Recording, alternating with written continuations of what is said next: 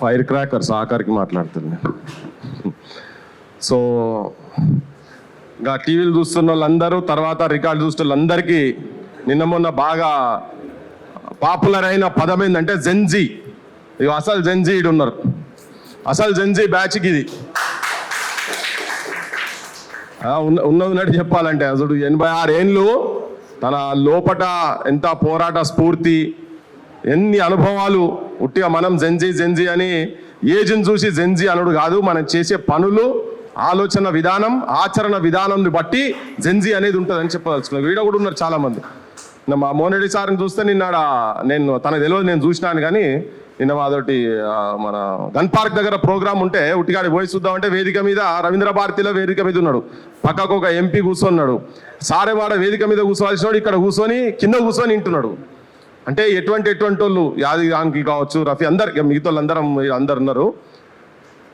నేను అంటే 2000 రూపాయల డొనేషను, దాన్ని 2 లక్షలని రిసీట్ మీద రాశారు, అంతే కదనే. 2500 దాన్ని 2,50,000 అని రాసిండ్రు. 1000 రూపాయల దాన్ని 1,00,000 రూపాయలని దిద్దిండ్రు.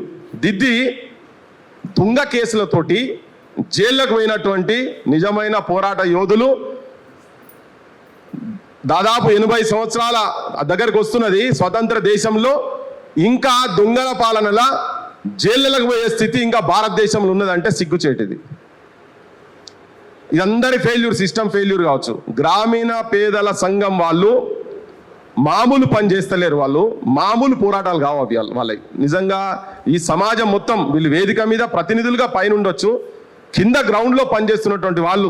నేను సురేందర్తో చాలా ఈ మధ్యలో ఇంటరాక్ట్ అయినప్పుడు ఒక్కొక్కటి చెప్తా ఉంటే అసలు నిజం కూడా అంటే చాలా నేర్చుకోవాలి, నిజం కూడా చేతులు ఎత్తి దండం పెట్టాలి అనిపించే గౌరవంగా చూసేటువంటి వ్యక్తులు ఇంకా సమాజంలో బతుకున్నది కాబట్టి నీతి నిజాయితీ ఉన్నది.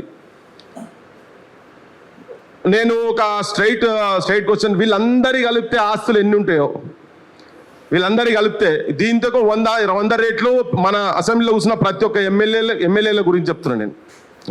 ముఖ్యమంత్రి అయితే నువ్వేందో మాకు ఎరికే, రంగులు దిద్ది 3 రంగుల జెండా దిద్ది అని బాగా పాటలు పాడుతున్నారు కదా. నువ్వు పైసలు ఇస్తే పాటలు రాసే వాళ్ళు ఉంటారు, పాడే వాళ్ళు ఉంటారు.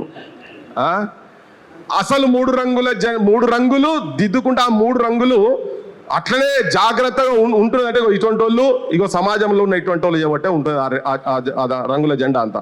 నువ్వు నిజంగా రంగులు దిద్దినావు కరెక్టే, నువ్వు ఎన్ని ఆస్తులు సంపాదించావు ఇప్పుడు సమాజం అంతా చూస్తున్నది కదా, ఎన్నెన్ని ఆస్తులు సంపాదించినావు ఏందని.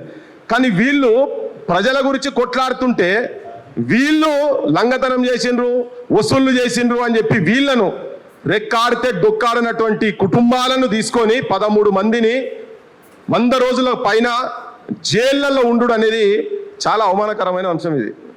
నేను చాలామంది జీవితాలు 20 ఏళ్ళ కింద 30 ఏళ్ళ కింద ఆ 3 మంత్రులు ఆ జిల్లాలో ఉన్నటువంటి వాళ్ళ దగ్గరగా కొంతమంది చూసిన, అయ్యా మీరే ఒక్కసారి తొంగి చూడండి, వెనకకు పోయి తొంగి చూడండి, మీ బతుకులేంటి అసలు ఫస్ట్ అని. ఈవెన్ ముఖ్యమంత్రి గురించి కూడా చెప్తున్నా, నువ్వేంది అసలు నీ కథ ఏందని. 86 ఏళ్ళు వచ్చినాయి, ప్రజల గురించే కొట్లాడుతున్నాడు. మరి నిజంగా నీ లెక్క పోవాలనుకుంటే నీ అంత సంపాదించకపోనో తెలియదు, కానీ నీ దాంట్లో ఒక 1% ఆస్తేనే సంపాదించకపోతున్నానా? ఈ వీళ్ళ మీద నానే మీ ప్రతాపాలు చూపించేది, ప్రజల గురించి కొట్లాడేటోళ్ళ మీద మీరు ప్రతాపాలు చూపించేది. ప్రజాపక్షాన నిలబడేటోళ్ళే కరువైంది ఇప్పుడు. ఇవాళ రేపుడు జీవన విధానంలో సమాజము ఇటువంటి వాళ్ళని కాపాడుకోవాలి. మీకు సోయి లేకున్నా ఉట్టిగా రాలే రాబందుల రాజ్యం అని. రాబందు రేవంత్ రెడ్డి, రజాకార్ రేవంత్ రెడ్డి, రాకాసి రేవంత్ రెడ్డి అని చెప్తున్నాను నేను. క్లియర్గా చెప్తున్నాను. అంటే ఇటువంటి వాళ్ళను ఓగా తల్లి బిడ్డను ఓడగొట్టుకున్నది, జైల్లో కూర్చుంటే చూసుకోలేక బిడ్డను ఓడగొట్టుకున్న వాళ్ళు. ఈడ సోయికి రాండి మీరు. వాళ్ళు దేని గురించి అడుగుతున్నది 1110 మంది లిస్టు తయారు చేశారు. జైల్లో ఉన్న రోజులు మేము మాట్లాడుతూ ఉన్నాం, అక్క కూడా కలిసింది, మేము కలిసినాం, మాట్లాడినాం. మధ్యలో ఒకసారి మేము ఆడికి వెలుగుమట్లకు పోయినప్పుడల్లా మీకు ఎట్లా నిద్ర పడుతుందో మాకు అర్థమవుతలేదు, కానీ నేను రఘు, సీను, సారు,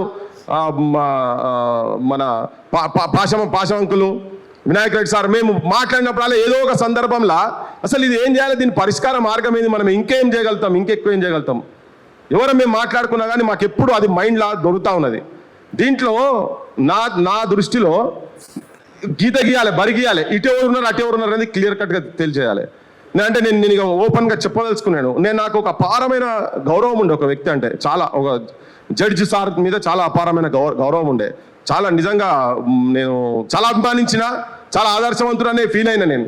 కానీ ఎప్పుడైతే వెలుగుమట్ల దాంట్లో మీతోనే వచ్చి ఫ్యాక్ట్ ఫైండింగ్కి వచ్చి 62 ఎకరాలని చెప్పినటువంటి వ్యక్తి, మీ మీటింగ్లోనే ఓపీడీఆర్ మీటింగ్లో పుస్తకం రిలీజ్ చేసిన వ్యక్తి, ఏం మాయ జరిగిందో ఏం చేసిరో మాకు తెలియదు. నేను పైసలు తిన్నాడా ఏం తిన్నాడా అవన్నీ నేను మాట్లాడదలుచుకోలే. భావదారిద్రమే కావచ్చు. ఇమ్మీడియట్గా టర్న్ అయ్యి 31 ఎకరాలని ఒక మేడం, మాజీ ముఖ్యమంత్రి కూతురు అరేంజ్ చేసినటువంటి బండ్లలో పోయి, ఆ లోపాయికారు ఒప్పందం ఏంటంటే కాంట్రాక్ట్ వచ్చిందట, పెద్ద కాంట్రాక్ట్ వచ్చిందట. అందులో ఆ మేడంకు 100 కోట్లు, వెలుగుమట్ల పేరు మీద 100 కోట్లు ఒక కాంట్రాక్ట్ 1200 కోట్లట. ఈమె పర్సెంటేజ్ 100 కోట్లు. చేసింది ఏందా అంటే, ఇగో వీళ్ళందరూ చేస్తున్నటువంటి పోరాటాలను గద్దలు అనకపోయినట్టు ఒకటే రోజుల కథం పట్టించి ఆమె వచ్చి, అప్పటిదాకా ఎవరు పోయినా ఏ ఛానల్ రాదు, ఏ పేపర్ రాదు, ఒకవేళ వచ్చినా నిజమైన పోరాటం చేసేట వాళ్ళందరినీ దొంగల లెక్క చూపించడు. కానీ వాళ్ళను రాత్రే హీరో లెక్క చూపించేసి పత్రికలలో హెడ్లైన్స్లో వాళ్ళే ఉంటాయి. ఆడ నిరాహార దీక్ష కూర్చుంటే వాళ్ళదే ఉంటుంది. అన్ని టీవీ ఛానళ్ళు వాళ్ళే ఉంటాయి. 2 రోజులలో వచ్చి వాళ్ళేదో సాధించి పెట్టినట్టు చెప్తే 311 మందిలో ఇప్పుడు లిస్ట్ అంతా ఆల్రెడీ చెప్పి ఉంటారు. నేను వాళ్ళు నేను వినలే. ఆ గ్యాంగ్లో కలిసి ఈ పెద్ద మనిషి కూడా పోయి 31 ఎకరాలు అనేవారిక సమాజంలో ఒక రాంగ్ మెసేజ్. దాని తర్వాత చాలా మీటింగ్లు మేము పెట్టినాం. అంతకుముందు ఆ పెద్ద మనిషిని గౌరవపూరితంగా కూర్చోబెట్టేది, కానీ బంద్ చేసి పడేసిన. మీకు చెప్తున్నాను, నేను బంద్ చేసిన. బిల్వం ఆయన బిల్వం. ఆయన వాళ్ళు ఎంత గొప్పలైనా పర్లే.